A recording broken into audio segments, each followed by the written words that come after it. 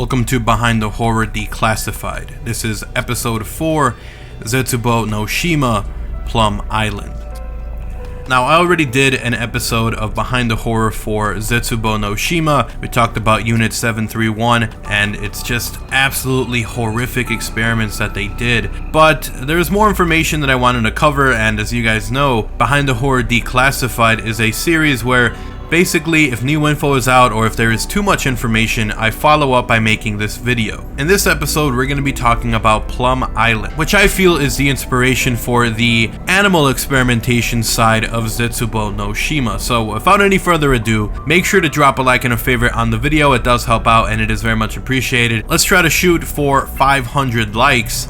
And if you are new, if you want to see more videos like these in the future, obviously make sure to subscribe. Let's go ahead and talk about Plum Island. One of the big things for Zetsubou no Shima was the experimentation on plants, on animals, and humans. And we already covered the humans part in the last episode of Behind the Horror. But in this one, we're going to talk about the animal side and what possibly could have been the inspiration for Zetsubou no Shima on that side. Now, this information actually comes from Michael Christopher Carroll and something that he wrote known as Lab 257, which is based off Plum Island. So let's go ahead and jump into the information of what he says happened on that island. Lurking in the dark waters of Long Island Sound is a mysterious place known as Plum Island. Just 10 miles off the coast of Connecticut, this tiny speck of land has been rumored to be the epicenter of top secret biowarfare research. The US government acknowledges that this island is home to a scientific facility. Its stated purpose is to study animal-borne diseases, but investigators are beginning to uncover startling new facts about this foreboding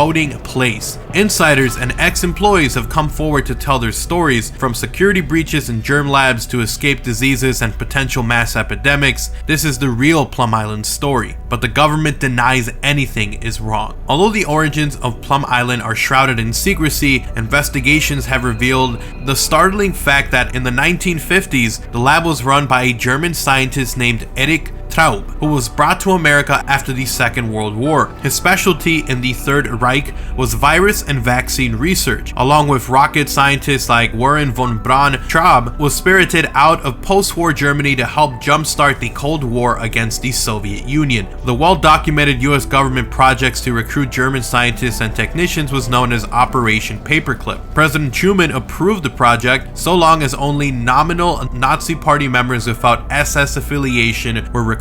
However, because the Nazi Party promoted so many of its top scientists, Operation Paperclip ended up whitewashing the past of many of its recruits in order to get them into the US. Traub's particular expertise was in disease-carrying insects, in particular, the common tick. Ticks are often carried aloft by birds and can therefore quickly spread over large swaths of territory. Called vectors, ticks and mosquitoes are also genetically similar. In other words, they can infect whatever host animal with which they come in contact. Multiply this by millions and the tick becomes the perfect insect army. Most of the information we know comes from a written document called Lab 257. Many of the assertions and accusations made in the book are counter to government positions and have been criticized and challenged. On July 12, 2008, a creature dubbed the Montauk Monster washed ashore at Ditch Plains Beach near the business district of Montauk, New York. A quadruped of indeterminate size was dead when discovered and was assumed by some to have come from the Plum Island due to the current and proximity to the mainland. Dr. Darren Naish studied the photograph and concluded that the creature may have been a raccoon. This was also the opinion of Larry Penny, the East Hampton Natural Resources Director, though others claim that this is unlikely and interpret the fleshless part of the upper jaw visible in the photo as a beak, implying that the creature was like a hybrid monster. Traub regularly experimented with injecting dangerous pathogens into insects. The Joint Chiefs of Staff authorized this and similar research in 1952. Dusty files labeled Tick Research in the National Archives revealed a quote, "vigorous, well-planned large-scale test." In the mid-1970s, a mysterious disease broke out in the area around the town of Old Lyme. This severely debilitating syndrome was given the name Lyme disease. At first, doctors were mystified as to why this disease was clustered around this particular town. To this day, some medical authorities question whether the disease isn't partially psychosomatic, but its victims know differently. Lyme disease is marked by powerful fatigue, muscle aches, inability to focus, and in some cases, almost total incapacity. After cases mushroomed throughout the Northeast, it was finally investigated seriously. Health researchers determined that Lyme disease had only one cause: deer ticks. In the 80s, scientists were able to isolate the infectious bacteria carried by the ticks. It didn't make sense that Lyme would suddenly emerge, seemingly out of nowhere, in one town in rural Connecticut. Some of these investigators believe they found traces of Borrelia and preserved insects and animal samples taken from the nearby Shelter Island. The samples dated from the late 1940s and the early 1950s, the time frame in which Eric Traub was infecting ticks on Plum Island. One sunny day in the summer of 2008, vacationers in Montauk, Long Island, ran screaming from the beach. Something unspeakable had washed ashore. At first glance, it appeared to be a carcass of a large animal, but what kind? The dead beast emitted a sickening odor, bloated and leathery. It had patches of coarse hair spreading unevenly across its body. With its hideous, elongated, almost dinosaur-like skull and odd matchstick-shaped fingers, it looked like nothing anyone had ever seen before. The beach where the monster was found is just 10 miles from Plum Island. Local officials offered no explanation. Speculation immediately mounted that the creature was a result of animal experiments gone horribly wrong. Official denials were quick to come from Plum Island, which was now operated by the Department of Homeland Security, but this monster wasn't the only one.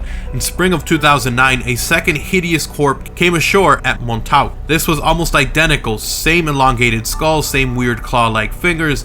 Once again, local officials had no explanation. The carcass was quickly spirited away and, to anyone's knowledge, was never examined by an independent zoologist, and just when you think the story couldn't get freakier, it did. Police were called to Plum Island in January 2010. A human body, a mutated human body, had been found by a worker on the island. The official's report described very elongated fingers. The body had no identification. 5 symmetrical holes had been drilled into its skull. A day later, they changed their story and claimed it was a black man. To date, they have offered no explanation for the 2 conflicting reports, except to say it was an oversight. Mutated corpses, hideous monsters, terrifying germ leaks, secret experiments. Could the stories about Plum Island get any more frightening? Alright guys, so that is the end of this episode of Behind the Horror Declassified. So you guys can see there is so many weird things going on here on Plum Island. Disease outbreaks, weird carcasses washing ashore. Who knows what exactly is going on that island, on that secret lab, Lab 257. I guess we'll never really find out because it's a government-run facility. But anyways, thank you guys so much for watching this episode of Behind the Horror. If you guys enjoyed it, make sure to drop a like and a favorite on the video. Once again, it does help me out. Let's try to reach 500, 600, maybe 700 likes. It'd be really appreciated. And if you are new, if you enjoy videos like these, if you want to see even more of them in the future, obviously make sure to subscribe and turn on notifications. Once again, I want to thank my patrons who are actually watching this a week early. You guys are the ones who support the channel, so thank you guys so much. If you guys want to learn a little bit more about my Patreon, I will link it in the description below. Anyways, until next time, like, comment, subscribe. If you guys want to talk about anything, Twitter is the best place to do so. Go ahead and follow me over there, and I'll see you guys in the next video. I'm out. Peace.